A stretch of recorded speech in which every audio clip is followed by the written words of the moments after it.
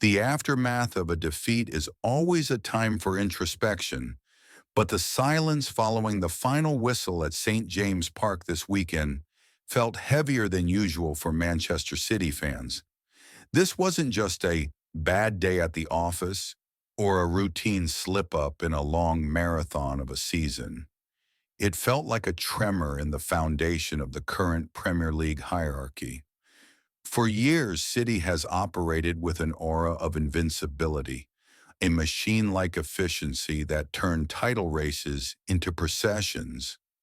However, the 2-1 loss to Newcastle United, coupled with Arsenal's emphatic demolition of Tottenham in the North London derby, has shattered that illusion of safety. We are no longer looking at a team coasting towards another trophy. We are looking at a champion that is bleeding, currently sitting third in the table, 4 points adrift, and facing questions they haven't had to answer in a long time. To truly understand the gravity of the situation, we have to dissect the performance against Newcastle tactically, beyond just the scoreline.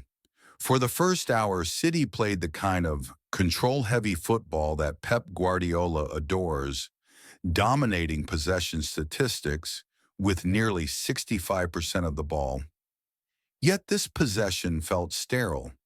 In previous seasons, City's ball retention was a weapon used to move opponents out of position, creating gaps for cutbacks and tap-ins. On Saturday, it looked more like a defensive mechanism, keeping the ball simply to stop Newcastle from having it rather than to hurt them. The midfield, usually the engine room of creativity, looked stagnant.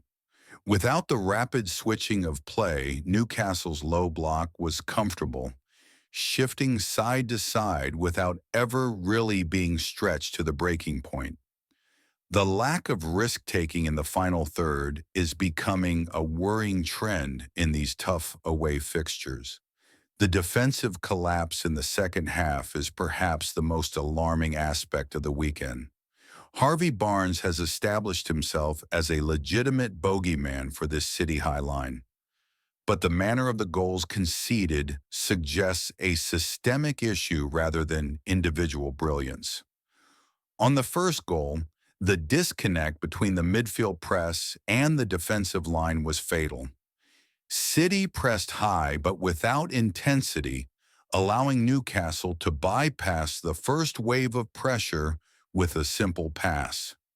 Suddenly, the back four was exposed, retreating towards their own goal, terrified of the pace in behind. It was a collective failure of the defensive transition, something that was the bedrock of the treble-winning campaign. Even more frustrating was the response to the equalizer. When Ruben Dias scored, a goal born more out of grit and determination than tactical finesse, the momentum should have swung decisively in City's favor. Great teams, champion teams, use an equalizer as a springboard to go and win the game. Instead, City went to sleep, conceding a winning goal on a counterattack mere minutes after leveling the score is unforgivable at this elite level. It speaks to a lack of concentration and perhaps a touch of arrogance, a belief that we are Man City, nothing bad can happen to us. That mental fragility, allowing the game to become chaotic when control was needed, is what cost points this weekend. Then there is the elephant in the room, Erling Haaland. The narrative surrounding his 100th Premier League goal has shifted from a celebration of greatness to a psychological burden. The Norwegian striker is currently stuck on 99 goals, and you can visibly see the weight of that milestone on his shoulders. At St. James's Park, he wasn't just quiet, he was isolated. But it's too simple to just blame the service. Haaland missed two opportunities that, in any other month, he buries instinctively. When your primary goal scorer begins to overthink in the box, the entire attack suffers. He stopped making those darting near-post runs, waiting instead for the perfect ball that never arrived.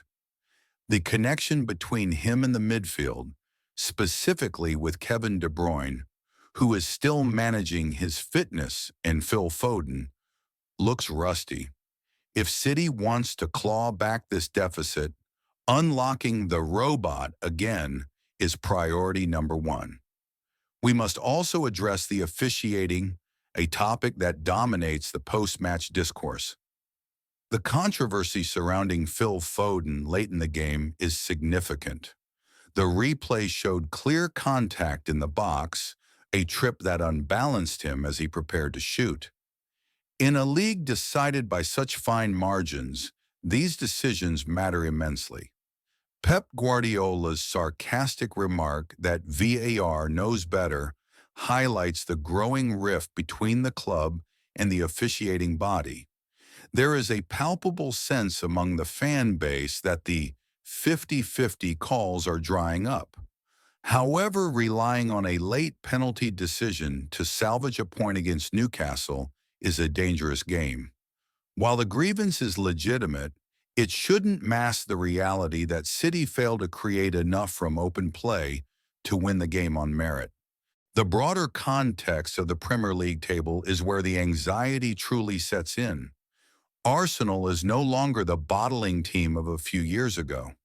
Their 4-1 victory over Tottenham wasn't just a win, it was a statement of intent. They look hungry, physical, and tactically mature. They have opened up a 4-point gap, and unlike previous challengers who would crumble under the pressure of leading, this Arsenal side seems to thrive on it. Liverpool, too, remains a lurking threat. We are seeing a three-horse race develop where City is currently the horse struggling to find its stride. The old adage that City always turns up in February is a dangerous comfort blanket. You cannot win the league in November, but you can certainly lose it, and letting the gap widen to 7 or 8 points before Christmas would be catastrophic. Squad depth and fatigue are also playing a crucial role in this slump. We are seeing the lagging effects of a squad that has gone deep in every competition for years. The injuries to key defenders have forced Guardiola to constantly rotate his backline, preventing any chemistry from forming. We are seeing fatigue in players like Bernardo Silva and Rodri, if playing, who have played an ungodly amount of minutes over the last 24 months. The reliance on younger players like Rico Lewis or Oscar Bob is admirable. But in the cauldron of St. James Park, experience is often the difference between a win and a loss. The squad looks thin in key areas, raising questions about the summer recruitment strategy and whether enough was done to refresh the hunger of the group. However, football offers immediate chances for redemption. The Champions League fixture against Bayer Leverkusen this Tuesday night has suddenly transformed from a routine group stage match into a pivotal moment for the season. Leverkusen, managed by Xabi Alonso, plays a brand of football that mirrors the best of Guardiola's philosophy: high intensity, rapid passing, and fluid movement. This will be a tactical chess match of the highest order. A convincing win here does more than just secure points. It cleanses the palate. It restores the belief that the Etihad is a fortress and that this team can still hit the high notes when the lights are brightest. So what needs to change for Tuesday? Tactically, we need to see more width. The experiment with narrow wingers didn't work against Newcastle's low block. Bringing in someone like Savinho or Jeremy Doku, if fit, to hug the touchline could stretch Leverkusen's defense and create the internal pockets of space that Foden and De Bruyne thrive in.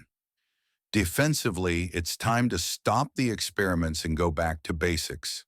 A solid back four, focused on holding the line and tracking runners, is essential against a Leverkusen side that loves to counterattack. In conclusion, While the alarm bells are ringing, they are not yet deafening. This is Manchester City. This is a team that has rewritten the record books on resilience and comebacks. The 2-1 loss to Newcastle is a painful bruise, but it is not a fatal wound. The league is not won in November, and if there is any manager in world football capable of turning a crisis into a catalyst for a winning streak, it is Pep Guardiola. The response on Tuesday against Leverkusen and in the subsequent league games will define whether this is the end of an era or just another dramatic chapter in the story of the greatest team the Premier League has ever seen. Keep the faith because the season is far from over.